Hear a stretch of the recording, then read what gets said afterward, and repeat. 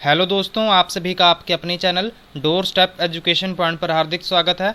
उम्मीद है आप सभी अच्छे होंगे। तो दोस्तों, आज हम इस वीडियो में चाइल्ड डेवलपमेंट एंड पेडागोजी के कुछ बेस्ट क्वेश्चन डिस्कस करेंगे। तो आपने हमारे साथ बने रहना है। आज हम बहुत सारी यहाँ पर चीज़ें सीखेंगे। तो अगर आपने उससे पहले हमारे चैनल को सब्सक्राइब नहीं किया है तो हमारे door step education point channel को सब्सक्राइब कर लें। आने वाले वीडियोस को मिस ना करने के लिए बेल आइकन भी प्रेस कर लें। और अगर वीडियो हेल्पफुल लगे तो उसको लाइक करने के बाद आप इसको अपने दोस्तों के साथ भी शेयर कर सकते हैं। तो चलिए हमारे क्वेश्चन को शुरू करते हैं। तो हमारा आज का क्वेश्चन, तो हमारे फर्स्ट क्वेश्चन में क्या लिखा हुआ है, आपने हम पहले इंग्लिश में पढ़ेंगे, फिर उसके बाद हम हिंदी को पढ़ेंगे। तो और इसको समझने की कोशिश करेंगे और हम जो भी इसका जवाब होगा उसको हम देखेंगे कि कौन सा जवाब सबसे बेस्ट है। ठीक है, फिर उसको हम समझेंगे। तो चलिए शुरू करते हैं। हमारा पहला क्वेश्चन क्या है, to understand individual differences in development it is important. तो यहाँ पर क्या लिखा हुआ है कि भाई हमने क्या समझना है कि जो भी इंडिविजुअल है, ठीक है, जैसे कि कोई भी व्यक्ति है, उसकी विभिन्नताओं के बारे में हमने समझना है। ठीक है, तो हमने अगर उसकी विभिन्नताओं के बारे में समझने के लिए हमें सबसे इम्पॉर्टेंट क्या करना चाहिए। अगर आप बात करें कि इंडिविजुअल डिफरेंस की, तो आपको क्लास में या फिर अपने आस पड़ोस में भी बहुत ही अलग अलग प्रकार के व्यक्ति मिलते होंगे। ठीक है ना, कोई होगा इंटेलिजेंट, कोई आपको डॉक्टर मिलेगा, कोई टीचर मिलेगा, है ना, कोई होगा या फिर कोई और काम करता होगा। तो इसी तरह के बहुत सारे यहाँ पर काम हो सकते हैं। तो इसी तरह हमें यहाँ पर बताया हुआ है कि भाई अगर आपने किसी बच्चे के इंडिविजुअल डिफरेंस को समझना है तो आप इसमें से कौन से वाले पॉइंट को सबसे ज़्यादा इंपॉर्टेंस देंगे। तो चलिए शुरू करते हैं। हमारे फर्स्ट ऑप्शन में क्या लिखा हुआ है, to look at the environmental factor that affect individuals. कि यहाँ पर क्या लिखा हुआ है कि पर्यावरण कारकों पर विचार करना जो लोगों को प्रभावित करते हैं। कि भाई अगर आपको जो भी अगर आपने क्या करना है कि अगर आपने बच्चे को देखना है कि भाई उसके इंडिविजुअल डिफरेंस को समझना है तो आपने क्या करना है, आप क्या करेंगे कि उसके सिर्फ एनवायरमेंट फैक्टर को आप देखेंगे। मतलब कि आपको ये तो पता है ना कि जो बच्चा होता है उसके एनवायरमेंटल प्लस हेरिडेटरी जो फैक्टर होते हैं वो उसके विकास पर कह सकते हैं कि बहुत ज़्यादा प्रभावित उसको करते हैं। ठीक है, तो यहाँ पर दूसरा ऑप्शन लिखा है कि to consider maturation of body. ठीक है ना, to consider maturation of the body and the brain. कि भाई शरीर एवं दिमाग के परिपक्वन पर विचार करना। ठीक है, कि सिर्फ हम शरीर और दिमाग पर ही, कि बच्चे का जो भी होगा सिर्फ उस पर ही ध्यान देंगे। जैसे कि आपको पता है ना मैच्योरिटी धीरे धीरे बच्चों में आती है, तो सिर्फ हम उस पर ध्यान देंगे। या फिर तीसरा इन्होंने पॉइंट लिखा हुआ है कि भाई to consider both inherited characteristics as well as environmental factor and their interplay. ठीक है ना, मतलब ये कि वंशागत विशेषताओं के साथ साथ पर्यावरण कारकों एवं उनकी पारस्परिक क्रिया पर विचार करना। मतलब ये कि जो आपको सबसे पहले तो मैं आपको ये बता देता हूँ कि एनवायरमेंटल फैक्टर क्या होता है। ठीक है ना, एनवायरमेंटल फैक्टर जैसे कि क्लास है। ठीक है, क्लास में जैसे बच्चे को उसका माहौल मिलता है। ठीक है ना, मान लीजिए कि कोई बच्चा था, ठीक है, उसका इंटरेस्ट शायद किसी और में हो, बट उसको वहाँ पर ऐसा एनवायरनमेंट मिला कि जैसे कि पहले उसका इंटरेस्ट मैथ्स में हुआ करता था, बट अब क्या हुआ, अब उसका इंटरेस्ट आर्ट्स वाले सब्जेक्ट में, जैसे कि हमारी इकोनॉमिक्स हो गई, ज्योग्राफी हो गई, तो इस तरह के सब्जेक्ट थे, उसमें वो इंटरेस्ट लेने लग गया। मतलब ये कि जो एनवायरनमेंट होता है उसका उस पर प्रभाव पड़ गया। ठीक है, या फिर इन्होंने कहा है कि ये एनवायरमेंटल फैक्टर एंड जो इनहेरिटेड, मतलब कि जो हमारे पेरेंट्स थे, तो कई बार आपने देखा होगा कि जिनके पेरेंट्स बहुत ज़्यादा इंटेलिजेंट होते हैं तो उनके बच्चे भी कुछ इसी तरह की जो फीचर है। ठीक है, मतलब ये कि जो गुण होते हैं वो अगली जनरेशन में आपको देखने को मिलते हैं। जैसे कि किसी पेरेंट्स के, ठीक है, अगर उनके जो पेरेंट्स हैं, मॉम या फिर डैड हैं, अगर वो फैट हैं तो उनके बच्चे भी थोड़े से फैट टाइप होते हैं। ठीक है ना, अगर या फिर किसी पेरेंट्स में जो उनके पापा हैं या फिर उनकी जो मदर हैं उन्होंने जो स्पेक्स होती हैं ना, एनके होती हैं, ठीक है, उन्होंने वो लगाए हुए हैं, तो कई बार ये देखा जाता है कि जो विजुअली जो प्रॉब्लम है वो बच्चे में भी देखने को मिलती है। मतलब यही है कि जो इनहेरिटेड, ठीक है, मतलब वंशागत जो विशेषताएं हैं और ये जो एनवायरमेंटल फैक्टर्स हैं, ये दोनों आपस में क्या करते हैं, इनकी पारस्परिक जो क्रियाएं हैं, इंटरप्ले हैं, ये दोनों एक दूसरे को अफेक्ट करते हैं। तो क्या ये हम देखेंगे, या फिर जो इन्होंने फोर्थ ऑप्शन लिखी हुई है, to look at the inherited characteristics that give each person a special trait special start in life. की जो वंशागत विशेषताओं पर विचार करना जो प्रत्येक व्यक्ति के जीवन में विशेष शुरुआत देती है। ठीक है ना, तो इसका ये जो आंसर होगा वो कौन सा होगा। सबसे पहले अगर हम इसका चौथा पॉइंट देखें तो ये कैसे गलत हो सकता है, क्योंकि इन्होंने सिर्फ इनहेरिटेड कैरेक्टरिस्टिक्स की बात की है। ठीक है, तो ये जो चौथा ऑप्शन है ये हो जाएगा गलत, और इसका जो सही आंसर है वो हो जाएगा सही 3, क्योंकि इन्होंने कहा है कि जो इनहेरिटेड है इनहेरिटेड की भी बात की है और इन्होंने इन्वायरमेंट की भी बात की है, ठीक है ना। अगर हम यहाँ पर ऑप्शन नंबर 1 और 2 को देखें तो इन्होंने सिर्फ इन्वायरमेंट की बात की है, ठीक है ना। तो सिर्फ इन्वायरमेंट कैसे हो सकता है, तो इसका जो फर्स्ट ऑप्शन है वो भी गलत हो जाएगा। अगर हम यहाँ पर ऑप्शन नंबर 2 की बात करें तो इन्होंने सिर्फ मैचुरेशन की बात की है। अगर आप हिंदी में क्वेश्चन पढ़ोगे तो इन्होंने कहा है शरीर एवं दिमाग के, इन्होंने कहा है कि सिर्फ शरीर और दिमाग पर इन्होंने जोर दिया है, तो ये भी हो जाएगा गलत, ठीक है ना। तो अगर आप देख पा रहे होंगे तो इसमें सबसे जो बेस्ट आंसर है वो कौन सा हो जाएगा, ऑप्शन नंबर 3। कि भाई अगर आपने क्लास में इंडिविजुअल डिफरेंस समझना है, ठीक है ना, तो आपको ये भी पता होना चाहिए, आपको उसके थोड़े से पेरेंट्स के बारे में भी पता होना चाहिए, ठीक है ना, कि भाई इसको कौन से कह सकते हैं कि जो भी इनहेरिटेड कैरेक्टरिस्टिक्स हैं वो मिले हैं, ठीक है ना। तो ये हमारा क्वेश्चन था। उम्मीद है आपको ये वाला भी जो कंसेप्ट है, ये वाला क्वेश्चन है वो आपको बड़े अच्छे ढंग से समझ आ गया होगा। अब हम चलते हैं यहाँ पर क्वेश्चन नंबर 2 पर। अब इन्होंने पूछा है कि प्रिंसिपल ऑफ डेवलपमेंट, कि यहाँ पर जो भी यहाँ पर ऑप्शन दिए गए होंगे इसमें से जो भी हमारा विकास का सिद्धांत है, ठीक है, कौन सा नहीं है, ठीक है ना। तो विकास का सिद्धांत आपको पता होना चाहिए कि भाई कौन कौन से होते हैं। तो चलिए पहले हम इसके ऑप्शंस को देख लेते हैं। तो इन्होंने यहाँ पर कहा क्या है कि नॉट, ठीक है, इसमें से विकास का सिद्धांत नहीं है। मतलब कि यहाँ पर जो 3 ऑप्शन होंगी उसमें हमें ये देखने को मिलेगा कि भाई ये विकास का सिद्धांत है, ठीक है ना। तो सबसे पहली ऑप्शन लिखी हुई है डेवलपमेंट इज रिलेटिवली ऑर्डरली, ठीक है। अगर आप ध्यान से देखेंगे तो जो विकास होता है वो ऑर्डरली ही होता है, ठीक है ना, धीरे धीरे विकास होता है। तो आपने देखा भी होगा अगर हमारी बॉडी भी डेवलप हो रही है तो वो एकदम से ग्रेजुअली धीरे धीरे एक सिस्टमैटिक टाइप में होती है, ठीक है। तो जो फर्स्ट ऑप्शन होगी वो इस लिहाज से कि भाई ये नॉट लिखा हुआ है, अगर नॉट ना लिखा होता तो मतलब ये कि ये वाला सही है, ठीक है ना। अगर हम यहाँ पर दूसरी ऑप्शन देखें कि development take place gradually over period of time, कि इन्होंने कहा है कि विकास समय के साथ साथ धीरे धीरे घटित होता है, ठीक है ना, कि भाई जो डेवलपमेंट है take place gradually over a period of time, कि भाई जो विकास है वो आपको धीरे धीरे आपको किसी पीरियड ऑफ टाइम में देखने को मिलता है, ठीक है ना। तो ये बात भी बिल्कुल सही कही हुई है, ठीक है ना।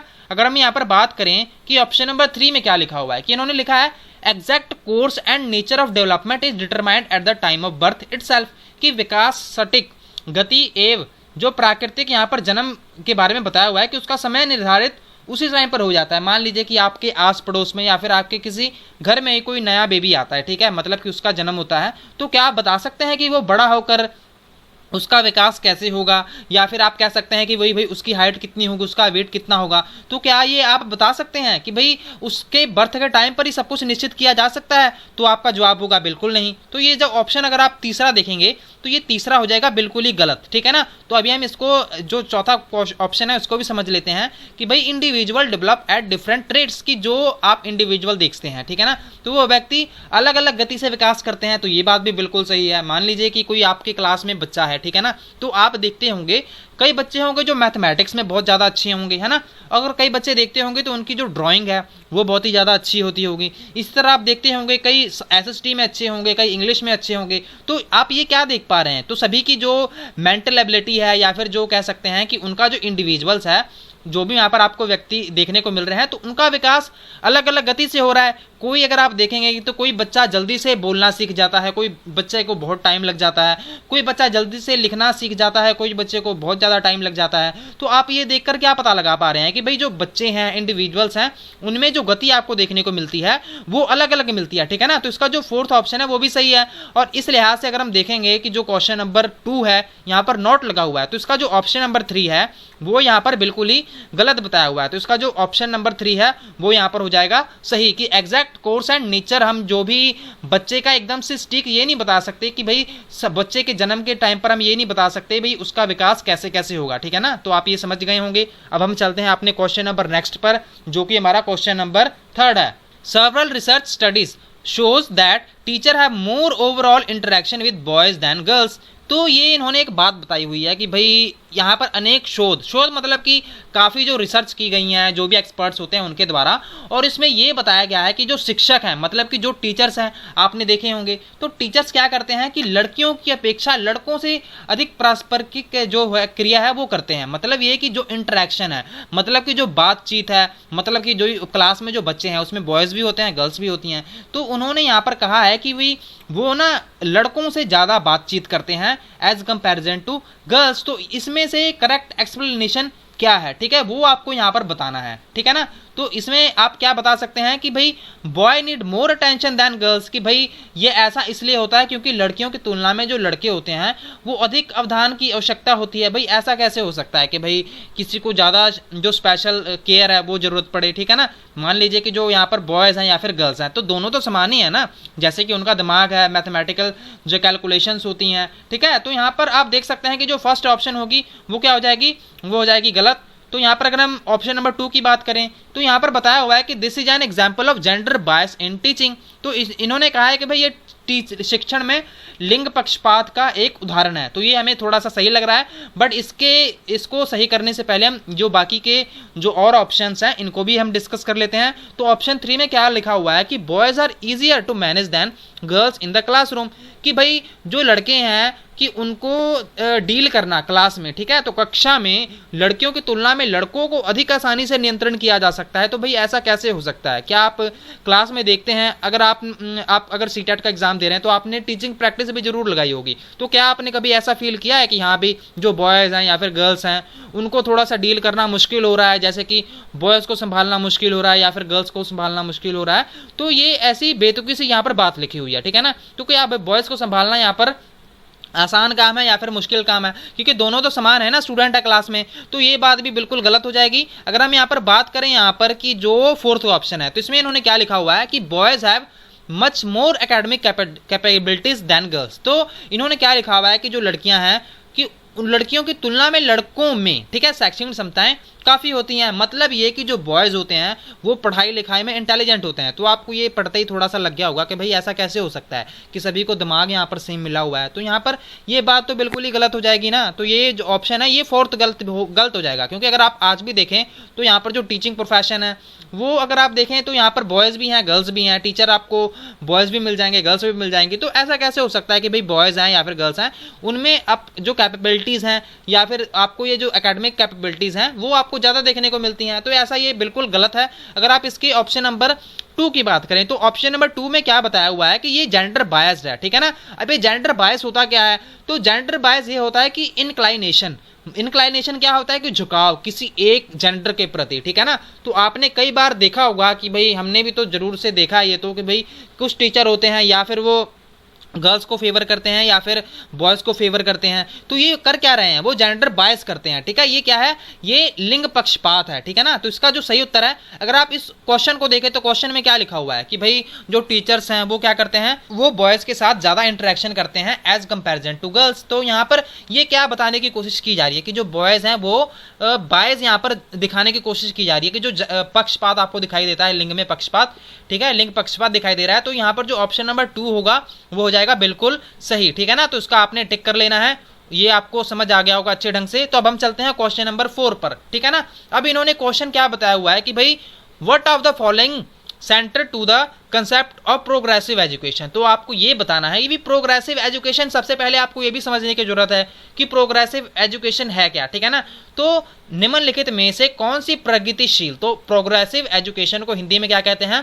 प्रगतिशील शिक्षा। तो यहाँ पर बताया हुआ है कि प्रगतिशील शिक्षा की अवधारणा के बारे में प्रमुख है। तो आपने सबसे पहले निम्नलिखित जो भी पॉइंट लिखे हुए हैं उनको अच्छे ढंग से पढ़ना है, फिर आपने सही जवाब देना है। वैसे तो चलो हमको पता है ये ऑफलाइन क्लास है, बट आप फिर भी आप इन वीडियो से काफ़ी इंप्रूवमेंट कर सकते हैं। तो चलिए शुरू करते हैं। हमारा फर्स्ट ऑप्शन क्या लिखा हुआ है कि भाई believe in the capability and potential of every child, कि प्रत्येक बच्चे की जो क्षमता है या फिर संभावना है उसमें विश्वास करना। तो इन्होंने क्या बताया हुआ है कि भाई प्रोग्रेसिव एजुकेशन है उसमें आपने क्या करना है कि जो भी बच्चों की क्षमताएं हैं, ठीक है ना, तो उसमें क्या करना है, आपने भी उसमें भरोसा रखना है कि भाई प्रत्येक बच्चा है उसमें क्षमता है या फिर पॉसिबिलिटी है। जैसे कि मान लीजिए आपके क्लास में 40 बच्चे हैं, तो आपने ऐसा थोड़ी करना है कि आप सिर्फ 5 बच्चों को सोच लेंगे कि भाई ये बहुत ही अच्छे बच्चे हैं, इंटेलिजेंट हैं, इनके मार्क्स अच्छे आने चाहिए और इन्हीं के आएंगे, और जो बच्चे वीक हैं मतलब पढ़ाई में, ठीक है, तो क्या पता वो और किसी फील्ड में अच्छे हों, ठीक है ना, जैसे कि या फिर उनकी ड्राइंग अच्छी हो सकती है, बोलने का उनका तरीका अच्छा हो सकता है,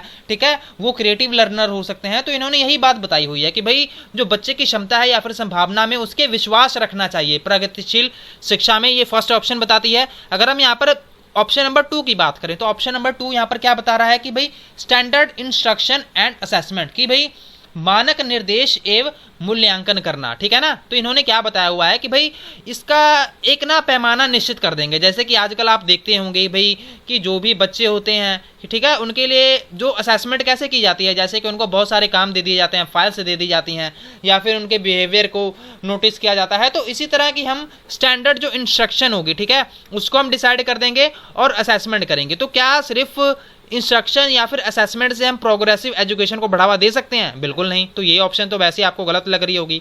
अगर हम यहाँ पर ऑप्शन नंबर 3 की बात करें तो इन्होंने क्या लिखा हुआ है कि an extrinsic motivation and uniform assessment parameters, ठीक है। तो यहाँ पर क्या लिखा हुआ है कि भाई बाह्य प्रेरणा तथा एक रूप मूल्यांकन मानदंड, ठीक है। तो सबसे पहले हम मोटिवेशन देख लेते हैं कि भाई मोटिवेशन कितने टाइप की होती हैं, फिर हम यह देखेंगे कि यूनिफॉर्म असेसमेंट यहाँ पर किसकी बात कही जा रही है। तो सबसे पहले हम देखेंगे कि यहाँ पर आपको 2 टाइप ऑफ मोटिवेशन देखने को मिलती है, ठीक है। एक तो है एक्सट्रिंसिक और दूसरा है यहाँ पर इंट्रिंसिक। इंट्रिंसिक आपको यहाँ पर आई जो दिखाई दे रहा है, इससे आप क्या समझ पा रहे हैं कि मतलब ये अंदरूनी, ठीक है ना, मतलब कि ये अंदरूनी जो मोटिवेशन आपको देखने को मिलता है, जो प्रेरणा देखने को मिलती है। तो आपने कई बार देखा होगा कि 2 बच्चे यहाँ पर फुटबॉल खेल रहे हैं, ठीक है ना। तो 2 बच्चे यहाँ पर फुटबॉल खेल रहे हैं, तो मान लीजिए कि यहाँ पर ना प्राइज मिलने की बात कही जा रही है कि भाई जो भी टीम यहाँ पर जीतेगी उसको क्या यहाँ पर दिया जाएगा। मान लीजिए कि यहाँ पर ए पर्सन यहाँ पर ए है, ठीक है, ठीक है, ये ए पर्सन टीम ए का है और यहाँ पर बी पर्सन है, ठीक है ना। तो इन दोनों के माइंड में क्या चल रहा है, जो पर्सन ए है, ठीक है, इसमें है इंट्रिंसिक मोटिवेशन। इंट्रिंसिक मोटिवेशन मतलब ये कि भाई ये सोच रहा है कि भाई मुझे ना अभी मजा आ रहा है इसलिए मैं खेल रहा हूँ, ठीक है ना, जो पर्सन ए है, ठीक है। तो इसमें क्या है, ये इंट्रिंसिक मोटिवेशन है। अगर आप एक्सट्रिंसिक की बात करें तो आपको नाम पढ़ने से ही पता लग जा रहा होगा कि मतलब बाहरी मोटिवेशन, बाहरी प्रेरणा। मतलब ये कि इसको कहा जा रहा है कि भाई आपको क्या मिलेगी, आपको एक ट्रॉफी मिलेगी, ठीक है ना। अगर आप इस गेम को जीतते हो तो आपको यहाँ पर ट्रॉफी मिलेगी। तो ये क्या है, मतलब कि उसको ट्रॉफी का लालच है, तो इसलिए वो गेम को बड़े अच्छे ढंग से प्ले कर पा रहा है। तो ये 2 टाइप ऑफ मोटिवेशन हो गए, ठीक है। तो ये बहुत ही इंपॉर्टेंट है, ये भी आपके एग्जाम में ऐसे क्वेश्चन पूछ ले जाते हैं। जैसे कि कोई यहाँ पर स्टूडेंट है, उसको कोई एग्जाम देना है, वो बड़े अच्छे ढंग से पढ़ाई कर रहा है, तो उसमें पूछ लिया जाता है कि भाई ये एक्सट्रिंसिक मोटिवेशन है या फिर इंट्रिंसिक मोटिवेशन है, ठीक है ना। तो आप समझ गए होंगे कि जो अंदर से फीलिंग आए, ठीक है, क्योंकि इसको जो भी ये फुटबॉल खेल रहा है पर्सन ए, इसको अंदर से खुशी आ रही है कि भाई हाँ मुझे मजा आ रहा है खेलने में, इसलिए ये क्या है, ये इंट्रिंसिक मोटिवेशन है। अगर पर्सन बी की बात करें तो इसको क्या है, भाई मुझे तो ट्रॉफी मिलेगी मैं इसलिए यहाँ पर खेल रहा हूँ, ठीक है ना। तो ये इंट्रिंसिक मैंने मोटिवेशन की बात कर ली। अब हम यहाँ पर करते हैं यूनिफॉर्म असेसमेंट पैरामीटर्स की। यूनिफॉर्म असेसमेंट पैरामीटर ये है कि भाई जितने भी बच्चे होंगे उनको एक तरह से ही उनका जो मूल्यांकन है, मूल्यांकन आपको पता है ना कि जैसे बच्चे का जो थोड़े से इंप्रूवमेंट के लिए जो भी आप कह सकते हैं, जो उनको नंबर वगैरह लगाए जाते हैं, तो उनकी जो असेसमेंट की जाती है, ठीक है ना। तो जो आपके एग्जाम्स भी होते हैं तो वो भी असेसमेंट टाइप या फिर फॉर्मेटिव असेसमेंट जो होती हैं, तो इनके बारे में भी हम फर्दर किसी और क्लास में डिस्कस कर लेंगे। तो बस आपको ये ऑप्शन में समझना पड़ेगा कि भाई ये यूनिफॉर्म जहाँ पर लिखा हुआ है ना, तो ये ऑप्शन ही क्या हो जाएगा, गलत, क्योंकि इन्होंने प्रोग्रेसिव एजुकेशन की बात की हुई है, ठीक है ना। तो प्रोग्रेसिव एजुकेशन में आप सभी को एक ही तरीके से कैसे डील कर सकते हैं, ठीक है ना। तो यहाँ पर जो एक रूप मूल्यांकन मापदंड है वो हो जाएगा गलत। और यहाँ पर अगर हम बात करें 4th ऑप्शन की, तो यहाँ पर क्या लिखा हुआ है कि टेक्स्ट बुक सेंट्रिक लर्निंग, मतलब कि जो टेक्स्ट बुक है उसकी सेंट्रिक लर्निंग। बट अगर आप आजकल की बात देखें तो आजकल क्या है, चिल्ड्रन सेंट्रिक लर्निंग है, ठीक है ना। मतलब ये कि बच्चा क्या है, मास्टर ऑफ द शो है, ठीक है। मतलब ये कि बच्चा कहाँ है, यहाँ पर बीच में है और यहाँ पर टीचर इसके आसपास है, ठीक है ना। मतलब ये कि भाई इस पर पूरा ध्यान रहेगा टीचर्स का, ठीक है ना। मतलब कि टीचर बेस्ट करेगा। अगर मान लीजिए कि बच्चे का पढ़ने का मूड नहीं है, ठीक है ना, तो ये अब जरूरी थोड़ी है कि भाई टीचर क्या है कि धक्का करेगा कि हाँ भाई नहीं नहीं तुम पढ़ो ही पढ़ो।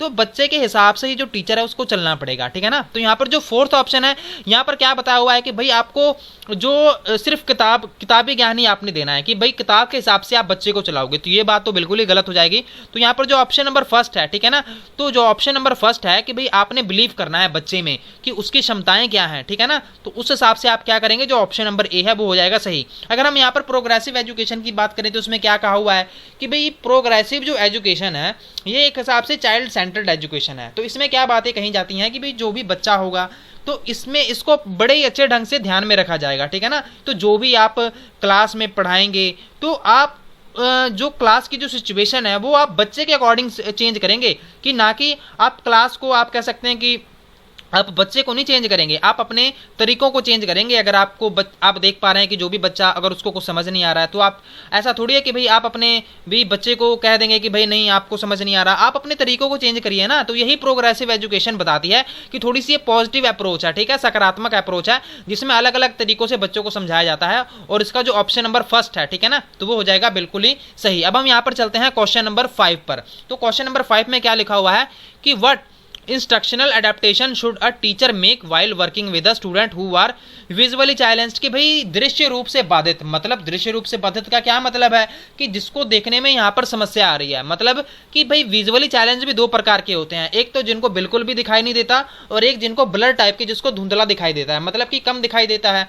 तो इस प्रकार के स्टूडेंट है आपकी यहाँ पर क्लास में। तो अब आपको क्या करना है, ठीक है, तो आप उनको भाई इंस्टीट्यूशनल कौन से अडेप्टेशन, आप कौन से तरीकों को यहाँ पर क्या करेंगे, अडेप्ट करेंगे। अगर आपने उसको क्लास में पढ़ाना है तो आपने इन्हीं सभी ऑप्शंस में से बेस्ट ऑप्शन देखना है। तो सबसे पहले हम इंग्लिश में पढ़ेंगे, फिर हिंदी में पढ़ेंगे। तो यहाँ पर क्या लिखा हुआ है, use a variety of visual presentation. कि भाई आप कई प्रकार की दृश्य प्रस्तुतियों का प्रयोग करेंगे, ठीक है ना। तो आपने क्या करना है कि भाई विजुअल प्रेजेंटेशन की इन्होंने बात कही है। तो अगर आप ऑप्शन में देखेंगे कि भाई उसको तो देखने में समस्या है, तो भाई ये जो विजुअल प्रेजेंटेशन है, ठीक है ना, तो विजुअल प्रेजेंटेशन इन्होंने बात कही है कि आप क्या करेंगे कि बहुत सारे आप उसको जो भी देखने वाली जो चीज़ें हैं, ठीक है, चार्ट्स दिखा दिए आपने, तो आप ऐसा कैसे कर सकते हैं, ठीक है। तो आप ये तो बिल्कुल ही ऑप्शन हो जाएगा, वो हो जाएगा गलत, ठीक है, क्योंकि इन्होंने बात किसकी कही है, दृश्य रूप से बाधित, और ये इन्होंने क्या कहा हुआ है कि दृश्य प्रस्तुतियां करेंगे। तो ये ऑप्शन तो बिल्कुल ही गलत हो जाएगा, ठीक है ना। अगर हम यहाँ पर ऑप्शन 2 की बात करें, क्योंकि उन्होंने लिखा हुआ है कि भाई ओरिएंट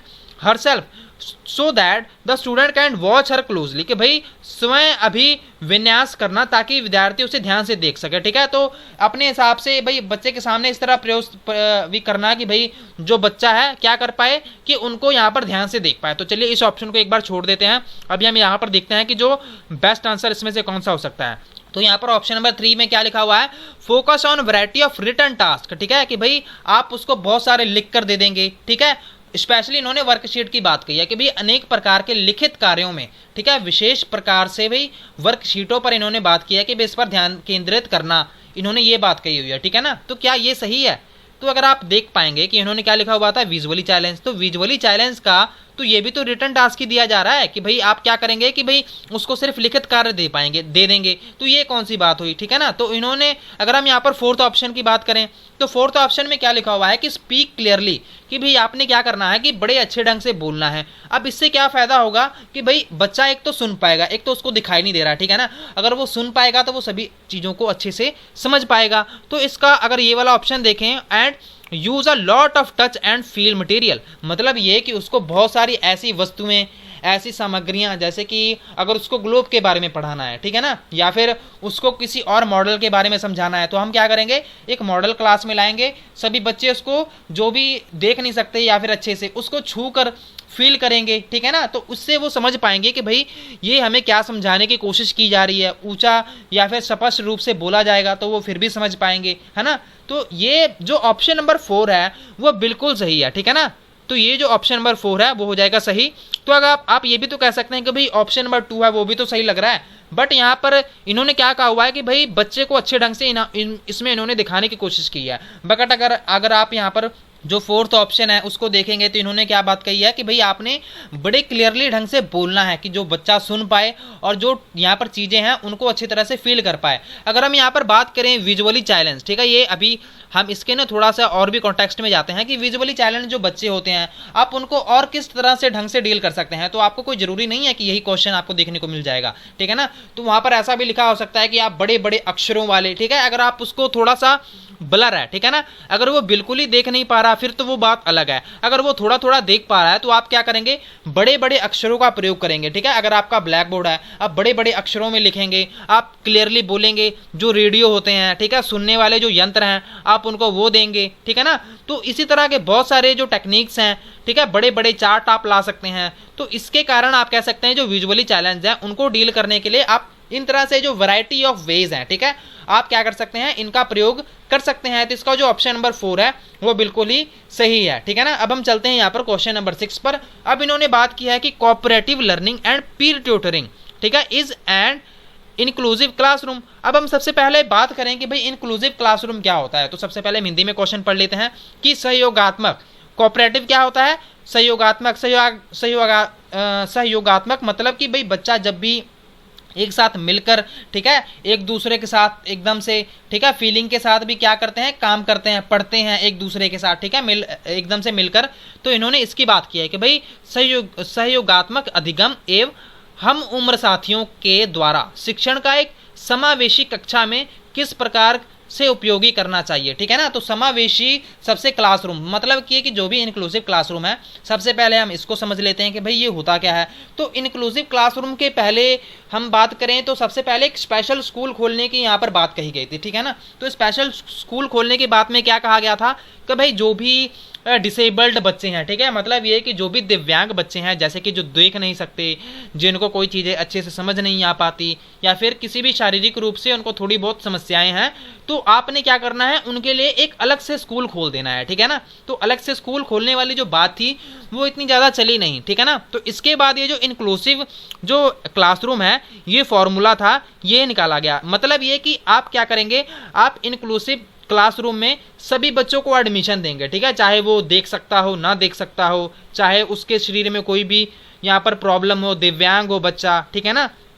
तो आपने क्या करना है, सभी को एडमिशन देनी है, और यहाँ पर आप क्या करेंगे उनको कि भाई फैसिलिटीज प्रोवाइड करवाएंगे। मान लीजिए कि किसी बच्चे को ऊपर जाना है, ठीक है, वो चल नहीं सकता, ठीक है ना, वो व्हीलचेयर का प्रयोग करता है, तो भाई आप वहाँ का सिस्टम ऐसा बनाइए कि भाई उसको वहाँ पर ऊपर जाने में, या फिर क्लास को नीचे शिफ्ट कर दीजिए कि भाई उस बच्चे को ना कोई समस्या आए, ठीक है ना। तो आपने उसको थोड़ा सा इंडिपेंडेंट भी बनाने की कोशिश करनी है। एम्पैथी मतलब कि आपने उसको संवेदना नहीं देनी, सिंपैथी नहीं देनी, एम्पैथी की भावना यहाँ पर पैदा करनी है कि भाई तुम यहाँ पर कोई लाचार नहीं हो, बच्चे को ये फील करवाना है कि भाई तुम भी यहाँ पर हमारे जैसे ही हो, जिसके कारण भाई तभी तो वो एक साथ एक क्लास में बैठे हुए हैं। तो यहाँ पर ये बात कही गई थी, ठीक है। तो अब आप इंक्लूसिव जो क्लासरूम है इसका मतलब समझ गए होंगे। अब आपने इसका सही जवाब देना है। तो इसका सही जवाब में फर्स्ट ऑप्शन क्या बताई हुई है कि शुड बी एक्टिवली डिस्करेज्ड, को क्या जो सक्रिय रूप से हतोत्साहित करना है, ठीक है। तो आपने क्या करना है कि एक्टिवली डिस्करेज करना है। तो यहाँ पर अगर आप क्वेश्चन को दोबारा देखें तो इन्होंने क्या कहा हुआ है कि जो कोऑपरेटिव लर्निंग है और जो प्योर ट्यूटोरिंग है, ठीक है, इनके लिए आपने इंक्लूसिव क्लासरूम में क्या करना चाहिए, ठीक है। तो ये शुड बी ओकेशनली यूज्ड, ठीक है। तो यहाँ पर क्या करना चाहिए कि भाई इसको कभी कभी प्रयोग करना चाहिए। तो क्या कभी कभी प्रयोग करना चाहिए, ठीक है। तो ये भी बिल्कुल गलत हो जाएगा। ऑप्शन नंबर 1 और 2 गलत है। शुड नॉट बी यूज्ड कि इसका बिल्कुल ही नहीं यूज करना चाहिए, ठीक है ना। तो क्या इसका प्रयोग नहीं करना चाहिए, तो ये भी गलत हो जाएगा। तो अगर हम बात करें फर्स्ट 3 ऑप्शन की, ठीक है, तो फर्स्ट 3 ऑप्शन में कुछ नेगेटिव ही बात बताई हुई है। कि जो यहाँ पर फर्स्ट ऑप्शन है इसमें क्या बताया हुआ है कि भाई एक्टिवली डिस्करेज होना चाहिए, ठीक है। दूसरे ऑप्शन में कभी कभी यूज करना चाहिए, तीसरे ऑप्शन में बिल्कुल ही हम इसका प्रयोग नहीं करेंगे, और चौथे ऑप्शन में क्या लिखा हुआ है कि शुड बी एक्टिवली प्रमोटेड कि भाई सक्रिय रूप से आगे बढ़ाना चाहिए। तो ये बिल्कुल ही पॉजिटिव आंसर है जो कि यहाँ इस फिलिंग द ब्लैंक्स में फेल हो जाएगा। तो चलिए एक बार हम पढ़ के देखते हैं। Cooperative learning and pure tutoring should be actively promoted in the inclusive classroom. तो ये बिल्कुल ऑप्शन हो जाएगा सही। एक बार हिंदी में भी पढ़ लेते हैं। सहयोगात्मक अधिगम एवं हम उम्र साथियों के द्वारा शिक्षण का एक, ठीक है, कि किस प्रकार से उपयोगी करना चाहिए कि सक्रिय रूप से आगे बढ़ाना चाहिए, ठीक है ना, सक्रिय रूप से आगे बढ़ाना चाहिए। तो option number 4 is the right answer. अब हम चलते हैं क्वेश्चन नंबर 7 पर, ठीक है ना। तो उम्मीद है आपको यहाँ पर बहुत सारी चीज़ें होंगी, बहुत सीखने को मिल रही हैं। तो आपने ना मुझे फीडबैक भी देना है कि आपको ये क्लास कैसी लगी, ठीक है। तो सबसे पहले अभी हम अपने क्वेश्चन को भी डिस्कस कर लेते हैं कि which of the following is most important in an inclusive classroom. तो ये भी कह सकते हैं कि वो भी इंक्लूसिव क्लासरूम वाला ही क्वेश्चन है, ठीक है ना। तो यहाँ पर हम इसको भी पढ़ लेते हैं। तो यहाँ पर लिखा हुआ है कि निम्नलिखित में से कौन सा समावेशी कक्षा में सबसे अधिक महत्वपूर्ण है। तो अभी हमने इस क्वेश्चन को, जो प्रीवियस क्वेश्चन था, इसको हमने इतना डिस्कस किया, ठीक है ना। तो आपको ये क्वेश्चन बिल्कुल ही आना भी चाहिए अब, ठीक है। तो सबसे पहले यहाँ पर क्या लिखा हुआ है कि ऑप्शन नंबर ए में स्टैंडर्डाइज टेस्टिंग की भी मानकीकृत परीक्षण करना चाहिए, ठीक है ना। और यहाँ पर ऑप्शन नंबर 2 में क्या लिखा हुआ है कि प्रोमोटिंग कॉम्पिटिटिव लर्निंग कि भाई प्रतियोगी अधिगम को बढ़ावा देना चाहिए, ठीक है। मतलब ये कि सबसे पहले वाली ऑप्शन में कि भाई क्या लिखा हुआ है कि भाई जो टेस्टिंग है बच्चे की टेस्टिंग करनी चाहिए, ठीक है ना, मतलब ये कि उसके टेस्ट लेने चाहिए, ठीक है, रेगुलर। और दूसरे में क्या लिखा हुआ है कि भाई जो कंपटीशन की जो भावना है, ठीक है ना, कि भाई मैं आगे बढ़ना चाहता हूँ। भाई जैसे होते हैं ना दो बच्चे कि भाई उन दोनों में थोड़ी सी नफरत भी कई बार आपको देखने को मिल जाती है कि भाई ये ऐसे कैसे आगे निकल गया, भाई मैं ना इसको आगे नहीं जाने दूंगा। तो ये फीलिंग थोड़ी सी गलत है, बच्चों में ये फीलिंग नहीं ले आनी चाहिए आपको। कहीं ना कहीं चलो सही भी होता है, बट ये ऑप्शन को हम थोड़ा सा गलत मानेंगे तो ऑप्शन नंबर 1 भी गलत है और 2 भी गलत हो जाएगा। अगर हम यहाँ पर ऑप्शन नंबर 3 की बात करें तो इन्होंने क्या लिखा हुआ है कि इंडिविजुअलाइज्ड एजुकेशन प्लान, ठीक है। तो इसमें इन्होंने बात कही क्या कही हुई है, वैसे तो इसका जो सही आंसर है वो यही है, तो इसको मैं एक्सप्लेन कर दूंगा सबसे पहले कि इन्होंने क्या हुआ है कि भाई बच्चे आपने देखे भी क्लास में अलग अलग प्रकार के आपको बच्चे देखने को मिलते हैं, ठीक है ना। मान लीजिए कि कोई बच्चा है वो देख नहीं सकता, ठीक है ना, ठीक है, तो आप क्या करेंगे उस बच्चे के लिए आप थोड़ा सा अलग प्लान बनाएंगे कि नहीं बनाएंगे। मतलब ये कि आप उसको थोड़ा सा क्लियरली बोलने की कोशिश करेंगे, भाई ये वाला कंसेप्ट इसको ऐसे समझना है, और क्या पता आप उसको 2 से 3 बार रिपीट भी करें, ठीक है ना। तो आप क्या कर रहे हैं उसके लिए एक अलग से एजुकेशन प्लान यहाँ पर बना रहे हैं, ठीक है ना। और यहाँ पर अगर हम बात करें, कई बच्चे हमारी क्लास में इंटेलिजेंट भी होते हैं, कई बच्चे वीकर सेक्शन के भी होते हैं। वीकर सेक्शन का मतलब कि भाई मेंटली, ठीक है, कईयों को समझ यहाँ पर थोड़ी सी लेट आती है, तो आप क्या करेंगे कि भाई उनको थोड़ा सा ज़्यादा ध्यान देंगे, और जो यहाँ पर इंटेलिजेंट बच्चे होंगे उनको भी थोड़ी सी स्पेशल नीड की जरूरत होगी जहाँ पर उनको समस्या आएगी, ठीक है ना। तो आप क्या करेंगे कि भाई यहाँ पर जो विशिष्ट शिक्षा योजना है इसको आप इंप्लीमेंट करने की कोशिश करेंगे। तो इसका हो जाएगा आंसर नंबर 3। तो सबसे पहले अभी हम 4th ऑप्शन को भी देख लेते हैं कि यूनिफॉर्म इंस्ट्रक्शन। तो जो यूनिफॉर्म इंस्ट्रक्शन है मतलब कि एक रूप निर्देश, तो ये ऑप्शन हो जाएगा गलत। अब ये गलत क्यों होगा, आपके मन में ये क्वेश्चन भी आ गया होगा और हमें ये समझना भी जरूरी है, ठीक है। तो आप अगर देखेंगे कि भाई जितने भी क्लास में बच्चे हैं तो क्या आप उसको सिर्फ एक ही आप क्या करेंगे कि भाई सबको एक ही जो गाइडलाइंस है देंगे कि भाई सभी ने ये काम करना है, आप उनकी कोई चेक नहीं करेंगे कि भाई इनकी कैपेबिलिटीज़ क्या है। मतलब ये है कि जो एक क्लास में एक वीक स्टूडेंट है, ठीक है, एक स्लो लर्नर है, ठीक है, वीक नहीं स्लो लर्नर है, और एक यहाँ पर गिफ्टेड स्टूडेंट है, ठीक है, मतलब कि क्रिएटिव लर्नर है। तो आपने गिफ्टेड स्टूडेंट को भी वही काम दे दिया और जो स्लो लर्नर था वो भी उसको वही काम दे दिया। स्लो लर्नर की कैपेबिलिटी वो भी नहीं थी और जो गिफ्टेड स्टूडेंट था वो उससे भी ज़्यादा मुश्किल काम था या फिर मुश्किल होमवर्क कर सकता था। तो ये बात तो गलत हो गई ना। तो यूनिफॉर्म एजुकेशन में आप भेड़चाल नहीं कर सकते, ठीक है। तो इसका जो ऑप्शन नंबर 4 है वो भी गलत हो जाएगा। तो यहाँ पर जो ऑप्शन नंबर 3 है, ठीक है ना, ऑप्शन नंबर 3 आपको दिखाई दे रहा होगा कि भाई इंडिविजुअलाइज्ड जो एजुकेशन प्लान है उसको आप इंप्लीमेंट करेंगे, ठीक है ना। Option number 3 is the right answer. अब हम यहाँ पर चलते हैं क्वेश्चन नंबर जो हमारा 8th है, ठीक है ना। सॉरी यहाँ पर थोड़ी सी मिस्टेक हो गई है, यहाँ पर 3 क्वेश्चन आपके मिस हो चुके हैं। तो चलिए अब हम इसको जो हमारा ये 10th क्वेश्चन है इसको हम डिस्कस कर लेते हैं। आपको मैं वो जो क्वेश्चन रह गए हैं उसको हम किसी नेक्स्ट क्लास में जरूर से कर लेंगे, ठीक है ना। तो यहाँ पर लिखा हुआ है कि which of the following would not be consistent with a constructive environment. तो इन्होंने क्या बताया हुआ है कि भाई student work collaboratively and are given support to engage in task oriented dialogue with each other. तो सबसे पहले हम क्वेश्चन को समझ लेते हैं। तो इन्होंने क्या लिखा हुआ है कि निम्नलिखित में से कौन सा एक संरचनात्मक परिवेश के साथ अनुकूल नहीं हो सकता, ठीक है ना। तो इन्होंने क्या बताया हुआ है कि भाई कंस्ट्रक्टिविस्ट एनवायरनमेंट की इन्होंने बात की। अगर हम यहाँ पर कंस्ट्रक्टिव एनवायरनमेंट की बात करें तो इसमें यहाँ पर बात होती क्या है, तो सबसे पहले हम समझ लेते हैं कि कंस्ट्रक्टिव एनवायरनमेंट क्या होता है।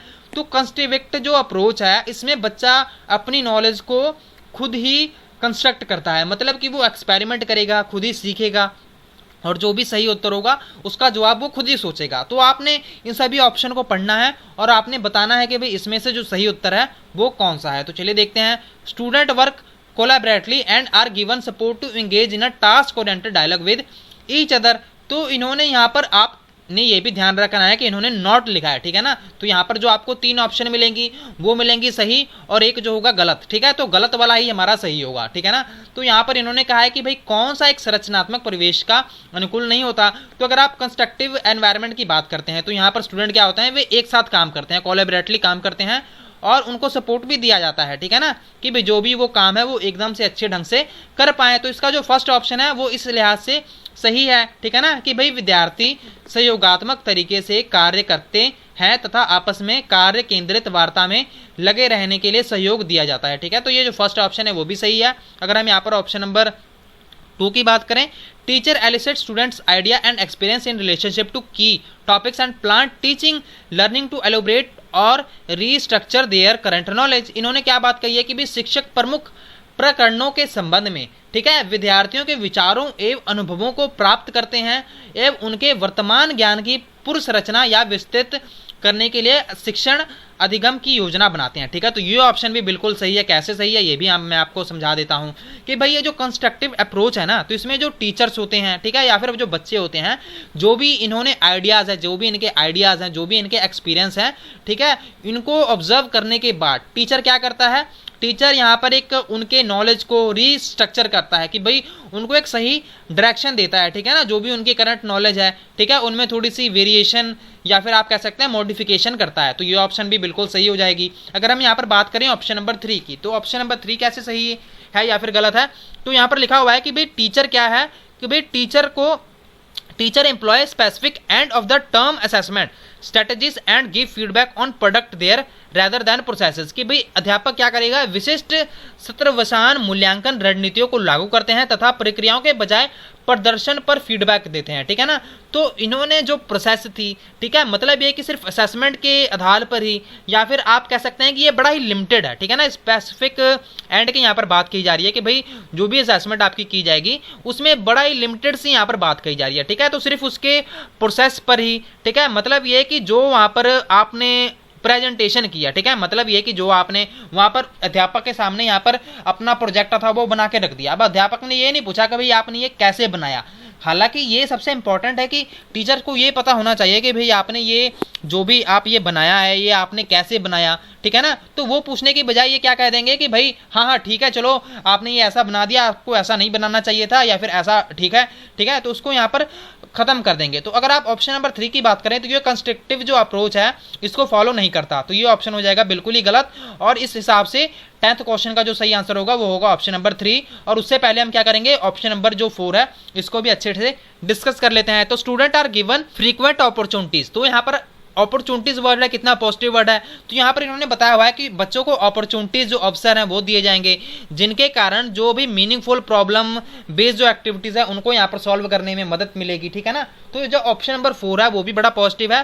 तो ये भी इस लिहाज से जो कंस्ट्रक्टिव अप्रोच है इसको फॉलो करता है। ठीक है ना, तो ये हमारा 10th क्वेश्चन था। सो दोस्तों वैसे तो हमारे यहाँ पर 2 क्वेश्चन रह गए हैं, मैं आपको ना जब कल हम सेशन लेंगे तो उसको भी जरूर से हम कंप्लीट कर लेंगे। अभी शायद एक आधा क्वेश्चन यहाँ पर रह गया होगा, आप देखिए यहाँ पर 7 क्वेश्चन था और यहाँ पर सीधा 10 है, मतलब ये कि 8 और 9 क्वेश्चन है, मतलब ये कि हम आज हमने 8 क्वेश्चन ही डिस्कस किए हैं। बट मुझे उम्मीद है कि आपको ये 8 क्वेश्चन से भी आपके लगभग कह सकते हैं कि 40 क्वेश्चन, ठीक है ना, भी बहुत ज़्यादा यहाँ पर आप कह सकते हैं कि आपके क्वेश्चन बने होंगे और आप यहाँ पर बहुत सारे जो क्वेश्चन हैं इन्हीं के आधार पर बहुत ज़्यादा क्वेश्चन होंगे वो सॉल्व कर पाएंगे। अगेन अगर आपको ये वीडियो हेल्पफुल लगी हो, आपको अगर हमारा ये थोड़ा सा तरीका अच्छा लगा हो तो आपने इस सेशन को लाइक कर लेना है और अपने दोस्तों के साथ भी शेयर कर लेना है। अगर आपने हमारे चैनल को सब्सक्राइब नहीं किया है तो हमारे चैनल को सब्सक्राइब कर लें, हमें सपोर्ट करें। Thank you so much for watching, God bless you all.